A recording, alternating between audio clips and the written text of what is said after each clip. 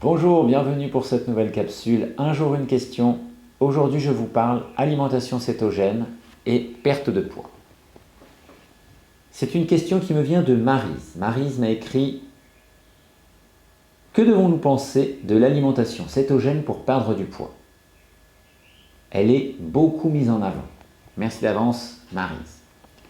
Alors l'alimentation cétogène, elle est beaucoup mise en avant. Elle est mise en avant pour perdre du poids, elle est mise en avant pour plein d'autres choses au niveau troubles de santé. Il est vrai que l'alimentation cétogène permet de mettre le corps dans un état qu'on appelle de cétose, c'est-à-dire le corps vit sur les graisses en termes d'énergie et son état métabolique au niveau de l'insuline baisse. Donc c'est très intéressant parce qu'il y a beaucoup de troubles qui sont liés à un niveau élevé d'insuline. La prise de poids est également liée à un taux d'insuline élevé. Donc on va pouvoir aider le corps à favoriser la perte de poids et à favoriser l'amélioration d'un certain nombre de troubles. Maintenant, qu'en est-il? Au quotidien, l'alimentation cétogène n'est pas toujours évidente à mettre en place. C'est une alimentation qui repose principalement sur les graisses. Donc on a beaucoup de gras, c'est la principale source au niveau calorique. On a beaucoup de légumes, ça c'est l'apport alimentaire principal en termes de quantité. Et ensuite on va s'abstenir au maximum des glucides, ça veut dire pas de fruits, pas de féculents, dans la version la plus stricte du régime cétogène, et on va aussi avoir un petit peu de protéines.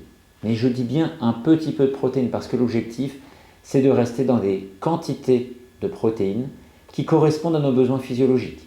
Si on dépasse ces apports, notre corps va transformer les excès en glucose, les excès d'acides aminés en glucose, et cela va faire sortir l'organisme de cet état de cétose. Donc si on veut le faire de manière vraiment rigoureuse, c'est beaucoup de gras, beaucoup de légumes, un peu de protéines et on s'abstient de glucides. Alors ce mode alimentaire cétogène, il peut être très efficace pour perdre du poids.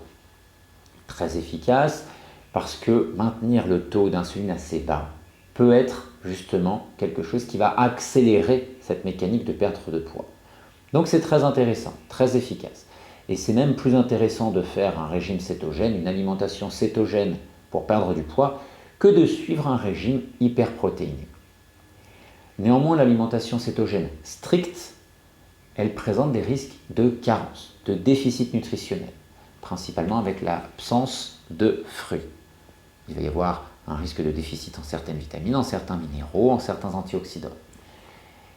Sur une courte période, quelques jours, quelques semaines, cela ne présentera pas de gros risques, à partir du moment où derrière l'alimentation permet de rééquilibrer tout cela.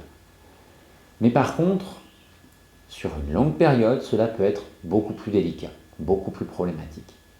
Donc ce mode alimentaire cétogène pour perdre du poids est moins fatigant, moins impactant pour nos organes tels que le foie ou les reins qu'un régime hyperprotéiné.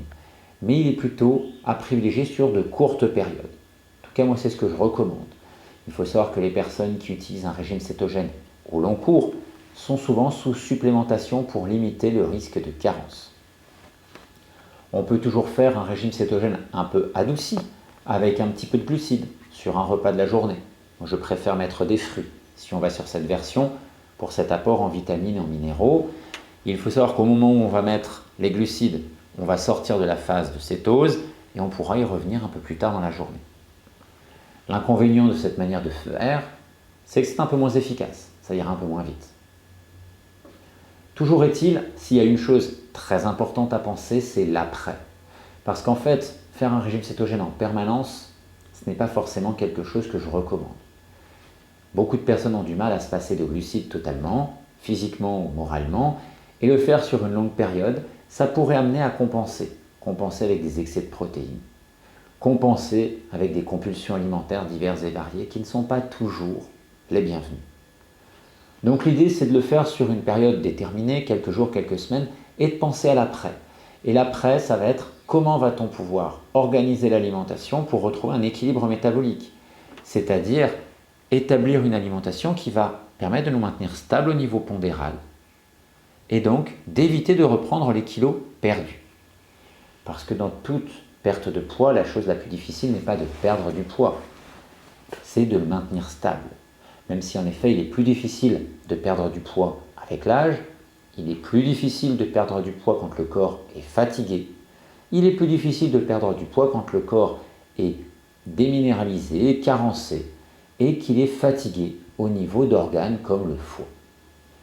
Mais au-delà de tous ces paramètres-là, bien évidemment, ça va être de maintenir un poids stable. Et maintenir un poids stable, c'est la chose la plus difficile. Donc il va falloir se projeter aussi dans cette étape-là pour savoir comment organiser l'alimentation par la suite pour rester dans une dynamique favorable. Pourquoi pas être sur une alimentation qui peut associer l'alimentation cétogène à certains moments de la journée et un peu de glucides à un autre moment. C'est possible. Mais toujours est-il, il va falloir y penser pour que cette période de perte de poids par le régime cétogène ne soit pas juste, on va dire, un coup d'épée dans l'eau, un régime comme tant d'autres, juste qui nous a permis de perdre du poids pendant quelques semaines, quelques mois, et puis ensuite les kilos sont revenus. Je vous souhaite une belle journée, à demain pour un nouveau numéro de Un jour une question.